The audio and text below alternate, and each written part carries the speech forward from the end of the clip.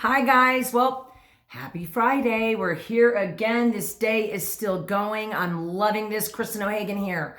Brilliant One Solutions.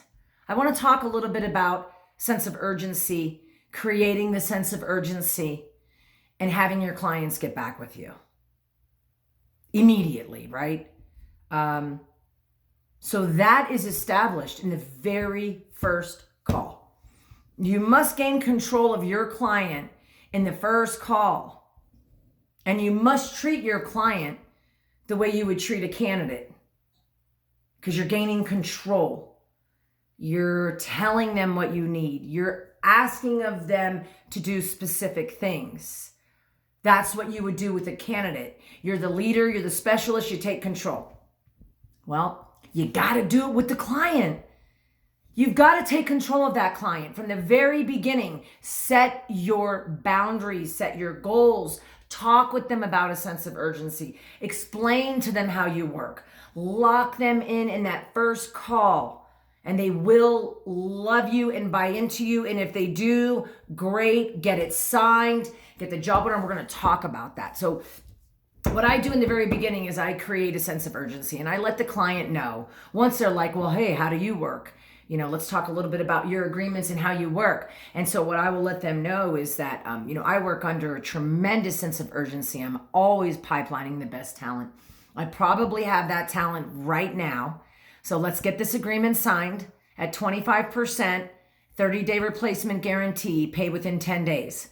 Now, I have worked under that agreement for 23 years. It's very rare that one of my clients are going to give me a hard time about that agreement. I've only had, I had zero fall offs for a long time, but over the last few years, a few people have fallen off. So in 23 years, I've had 3 fall offs. So I let them know that when I'm coming to you, if I call you, run to the phone. Like step aside, say excuse me if you're in a meeting. That's how important my call is. If you see an email, don't skip it. Kristen O'Hagan, boom, open it, because I am only going to send the fit, right? Someone that I believe is the fit. Because I'm not just going to send talent. I'm not filling databases. I am not sending resumes. And let me tell you something, if I do send a resume and they don't think that candidate is a fit, we're calling a meeting.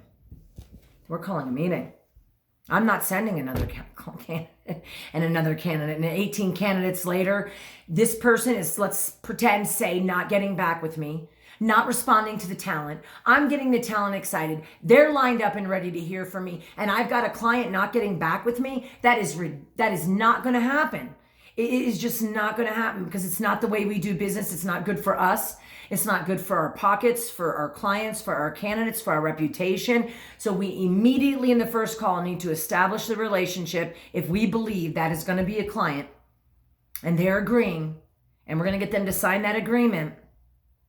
Once they sign the agreement, this is what I tell them. Great, I'd love to send the agreement over. Here's how I work. 25%, 30-day replacement, pay in 10 days. Once you sign the agreement, I need 30 minutes of your time. Do you want to do that now? I'll send the agreement. They sign it. We'll do it now. Or when you get the agreement, review it, send me an email and we'll set the meeting because we must have a phone meeting after that agreement is signed so that I can get every single detail on the job order so that I can be successful right out of the gates. One send out, one hire. I mean, that was my ratio for so long. But then if clients there's a couple that might want to see more people or not picking up on this is the talent. I've got to reevaluate that relationship. When I have a client that I know I'm sending what she asked for and she is not pulling the trigger, first of all, she's not a priority anymore. I mean, I've given it all I've had. I've sent it out. Why aren't we hiring? You ask the questions. What am I missing? What am I not getting? And then you resend and there's still nothing in resend. That is a non-priority client because you're sending what they said they wanted and they're not able to pull the trigger. And if you have a client that cannot identify the talent that you're sending, you must reevaluate that relationship. It's going to cost you money. Oh my gosh, and so much time. Okay, so that's the reevaluation. Let me get back to this too, because what I explain is I have a tremendous sense of urgency. I have pipeline candidates over decades, which I do. I have people always ready to take a call if I have something that I think might intrigue them. I always get permission to just call. So that's great. So then I let them know that the most important part of our working together are that we have a commitment to each other, that there's courtesy, because I'm working on your behalf for free until it is that we find the person. So that I need courtesy and commitment and communication. If I have courtesy, commitment, and communication from my client, it'll never go wrong. It'll always work. We'll always be successful. When I send a candidate, they're going to respond. Nobody's getting lost in the loop. It's so important to train our clients on commitment, courtesy, and communication.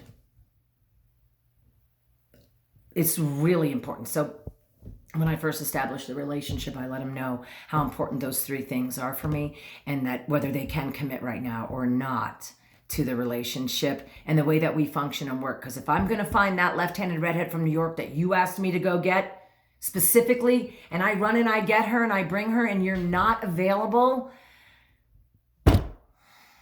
it's just not the way that we're going to ever be successful. So I know it's important for you guys to hear this, because there's hundreds of thousands of us that just keep sending candidates over, regardless.